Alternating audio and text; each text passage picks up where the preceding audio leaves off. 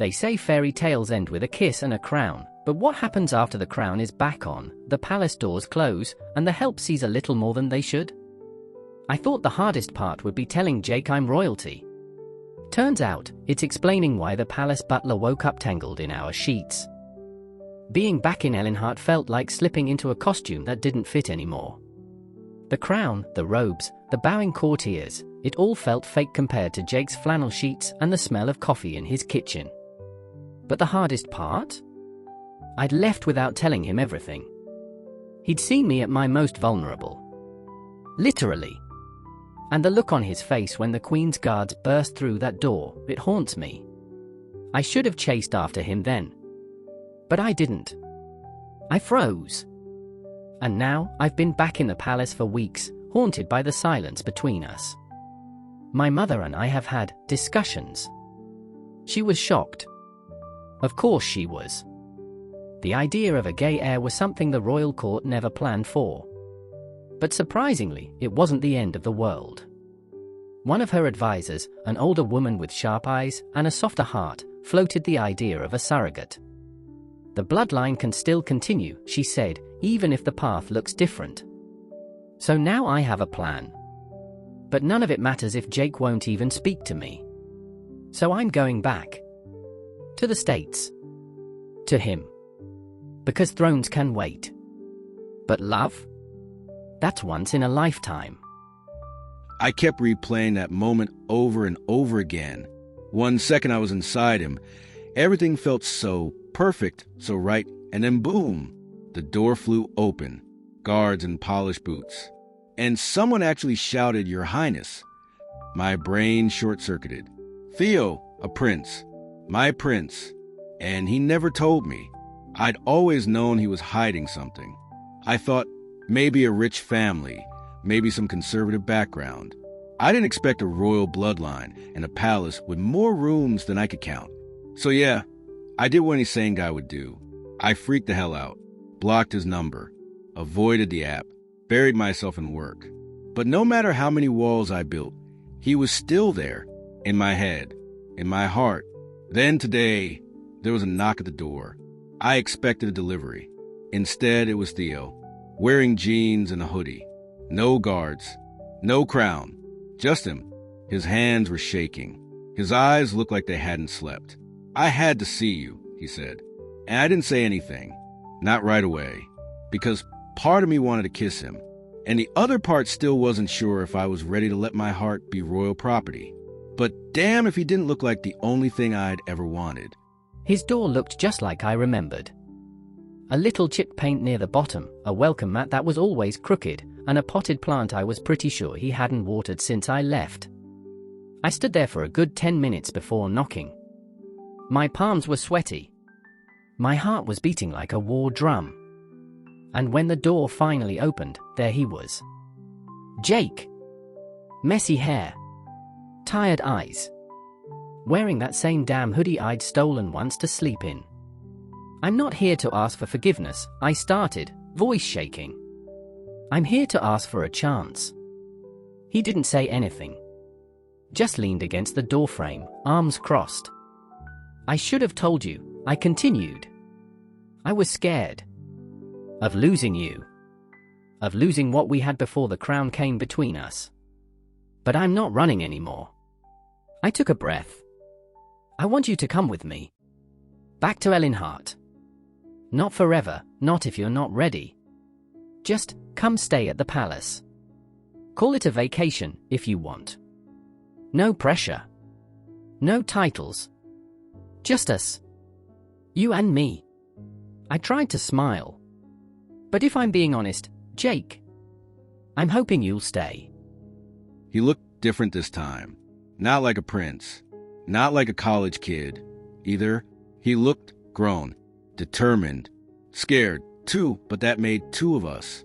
When he asked me to come with him to the palace. No less, I almost laughed. Not because it was funny, but because it sounded like something out of a dream I used to let myself have when I missed him too much. But it wasn't a dream. He was really standing there, offering me the kind of life I'd never even imagined. Palaces, staff, fancy dinners. Tabloids. And him. Always him. I rubbed the back of my neck. You want me to just hop on a plane and shack up with royalty for a little royal getaway? Theo grinned. That's exactly what I'm saying. And your mother? She's not thrilled, he said, but she doesn't get to choose who I love. That hit me right in the gut, in the heart. Love. The word hung in the air like a dare. I stepped back, opening the door wider. You better not snore on the plane. He laughed, that soft, boyish laugh I hadn't heard in weeks. I guess I was going to a palace. But more importantly, I was going with him.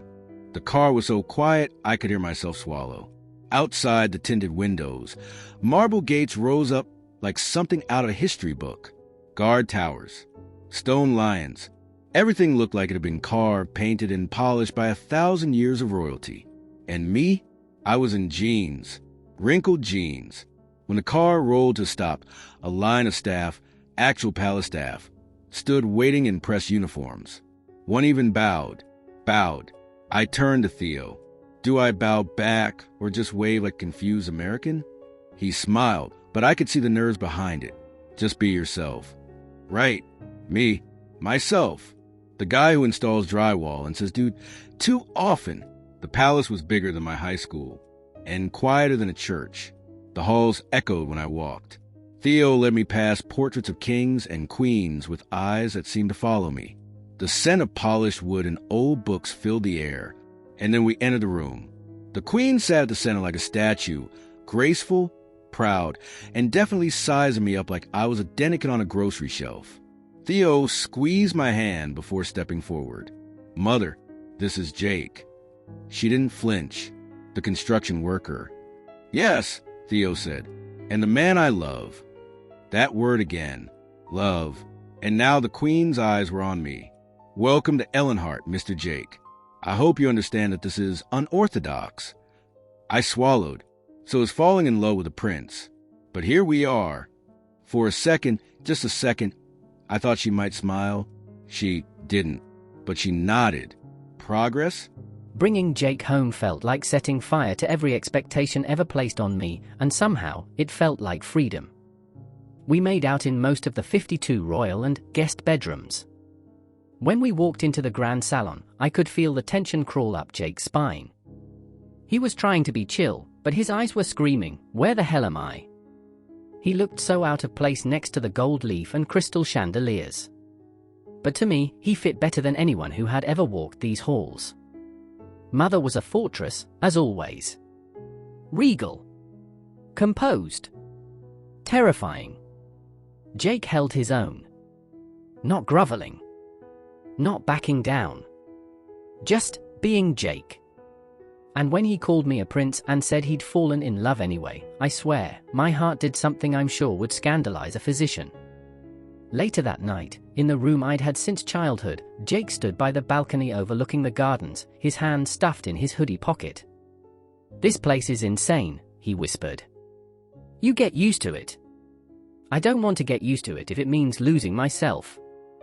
I walked up behind him, wrapping my arms around his waist. "You don't have to become someone else. That's not why I brought you here." "Then why?" I rested my forehead against the back of his neck. "Because I feel more like a king when I'm with you than I ever have sitting on a throne." He turned around, finally looking me in the eyes. "I'm not saying I'm staying forever," he said. I nodded. "But I'm not leaving tonight either." It wasn't a royal decree. But it was the start of something real. The marble floors were cold. The halls were quiet, and the palace staff wore shoes that didn't make a sound when they walked. It was beautiful, sure, but it felt stiff, like the walls were holding their breath. So I started spending time out back with the grounds crew. At first, I just asked questions. Then I offered to help.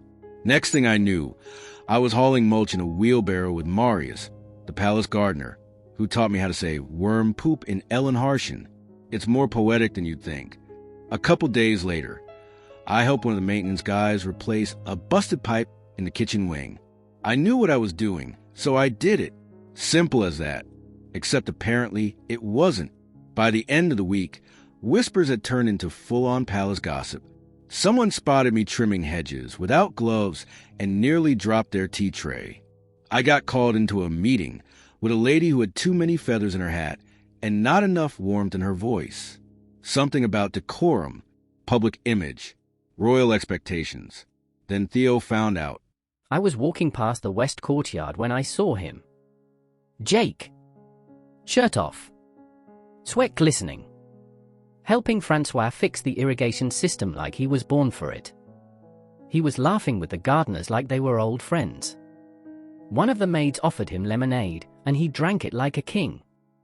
It was the sexiest thing I'd ever seen. But by the time I made it back inside, my mother was waiting. I've just been informed your companion was repairing plumbing. He was. And hauling compost. She inhaled like she was preparing to breathe fire. Theodore, people are talking. Let them talk. You are the heir to the throne. He cannot be seen doing manual labor on palace grounds. I crossed my arms. Why not? Because it's beneath him? Or beneath you? Silence. He's kind, I added. He respects people. He doesn't think being royal makes anyone better than the guy fixing the toilet. He makes a spectacle of himself. No, he makes me happy. She didn't respond. But her jaw tightened the way it always did when she knew she was losing a battle. That night, I found Jake in the tool shed, organizing screwdrivers with Francois. I leaned against the door. Apparently you've rocked the monarchy. He smirked. I didn't mean to. That's what I love about you. He paused. You love me? I blinked. Then smiled. Yeah. I do. You can't wear jeans to a royal dinner, love. Jake looked at me over his shoulder, one eyebrow raised, tool belt still looped around his waist. What if they're dark wash? Classy. I grinned. What if I take you shopping instead? That got him. A full body groan, hands to his face. Theo, I don't belong in those stores. I'll touch one blazer and get tackled by security. Please. You're with a prince. If anyone touches you, they get tackled. He sighed. Fine. But only if you don't let me look like an idiot. I didn't. We went to one of the top tailors in the capital, an exclusive, invite-only atelier where even the mannequins looked judgmental. But Jake? He made it work. Rough hands, calloused palms, that rugged American charm, they could dress him in silk and he still looked like he could rebuild a barn with his bare hands. All right, said the tailor, clapping his hands together. Time for the inseam. I'll do it, I offered quickly. The tailor blinked. Your Highness, that's hardly. I said I'll do it. Jake gave me a look, half amused, half aroused, as I knelt down with the measuring tape. This is very professional, he muttered. Shut up. I'm working. By the time I reached halfway up his thigh, our eyes locked, and the space between us turned electric. I tugged him into the fitting room, shut the curtain, and pressed him back against the wall. You're going to get us arrested, he whispered. I'm a prince, I whispered back, kissing him hard. Technically, I am the law. I don't know what was tighter, my new suit or my nerves walking into that dining room. The palace was glowing, candles everywhere, gold utensils lined up like a math test I hadn't studied for. I didn't even know dinner had this many forks, or that napkins could be folded into swans. Theo was in a deep navy suit that looked like it was stitched by angels. He kept glancing at me, smiling, reassuring. I think he could tell I was ready to jump out a window. I sat beside him at the long table. 30 people, none of them using their inside voices when they judged me with their eyes. I reached for the salad fork, only to realize there were 2 salad forks. Theo leaned in, whispering, outside in. What? Use the utensils from the outside and work your way in. Right. Outside in. Outside in. I got this. I didn't. I stabbed a cherry tomato. It popped and shot juice onto the lace tablecloth. There was a pause. A breath, a collective, aristocratic gasp. Theo just laughed. Loudly. "Jake," he said to the room, "remind me to outlaw tomatoes when I'm king." People chuckled. A few smiled. Even the queen blinked and didn't look completely murderous. Maybe I didn't belong, but Theo wanted me there, and that made all the difference.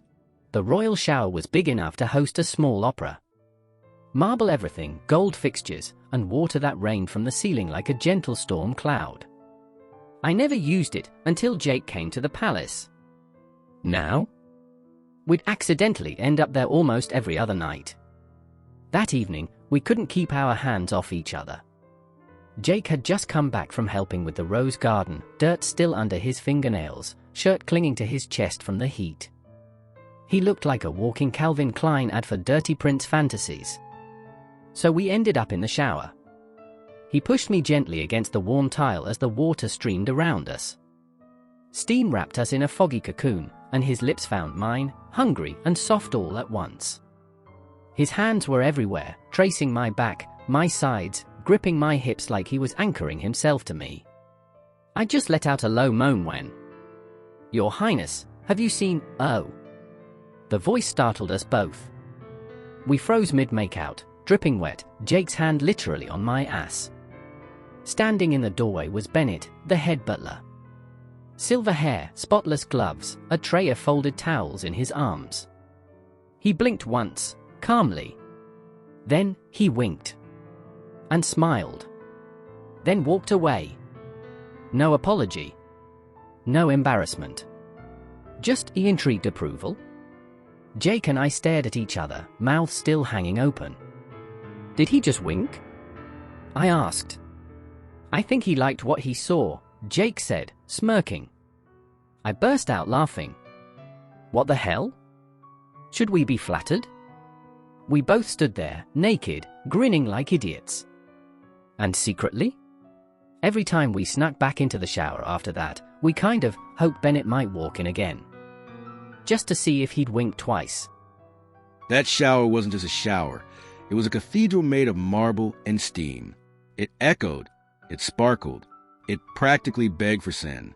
And tonight, I gave in. Theo had pulled me in with that mischievous look. The one that said he wanted trouble, and he wanted it now. The second the water hit us, his lips found mine. Hot water poured over our shoulders, while steam rose around us like a velvet curtain. My hand slid down his slick back, gripping the curve of his body like I was afraid he'd vanish in the heat. His breath hitched when I pressed him gently against the tile, kissing down his neck, his collarbone. Every moan, every gasp bounced off the walls like music meant just for me. I was about to drop to my knees when, "Your Highness, have you—" "Oh." We both froze. I turned my head and, yep, there he was, the butler, Bennett, silver fox, polished as hell, holding a tray of towels like this was just another Tuesday. He didn't shout, didn't fumble. He just winked, smiled, and walked away. Did he just wink at us? I whispered, stunned. Theo blinked. I think he liked what he saw. We stood there, soaking wet, hearts pounding, and suddenly laughing like two kids who got caught making out behind the gym. Now, every time we step into that shower together, part of me wonders, will Bennett walk in again? And if he does, would I stop? Hell no. I woke up in a bed big enough to host a soccer match, tangled in a prince. Theo's head was tucked against my shoulder, his leg thrown across mine, bare skin warm and smooth beneath the silk sheets. The room smelled like lavender, cedarwood, and last night's sins. I wasn't complaining. A soft knock came at the door, followed by the swish of polished shoes on marble. "Breakfast, Your Highness," Bennett said, his voice calm as ever. I sat up slightly, blinking away sleep as he glided in with a tray. Theo stirred, still half asleep beside me. And then I saw it. On the silver tray, alongside warm croissants, espresso, and fresh fruit, was a single banana, peeled halfway down, lying suggestively next to a silver spoon. I coughed into my hand, trying not to laugh. Theo squinted at it and then looked at me. His eyes widened. "Oh my God," he whispered. Bennett, meanwhile, kept a perfectly neutral face. Will there be anything else, sir? I raised an eyebrow. You tell me. He met my gaze. And for just a flicker of a second, just one, his professional mask cracked. His eyes lingered a heartbeat too long, and there was heat behind them, longing, a hint of mischief. Then he bowed slightly. Enjoy your morning. He turned and walked out. Theo and I looked at each other. Did he just flirt with us using a banana? I asked. Theo grinned. He's been around the palace his whole life. Maybe he's seen some things. Maybe he wants to see more. Jake was laughing, still staring at the banana like it was about to start dancing. Don't tempt me, I muttered, curling into his side. But the truth was I'd noticed Bennett's eyes last night too. And I'd definitely noticed the way he'd lingered this morning. He was always polished, composed. But now? Now he was curious. And maybe a little desperate. He's old enough to be our father, I whispered. Jake shrugged. Yeah, and? I didn't answer. Not because I didn't have a response, but because the thought kind of intrigued me, too. Bennett had always been loyal, quiet, and observant. But I'd never seen that kind of look in his eyes before. Not until he walked in on us.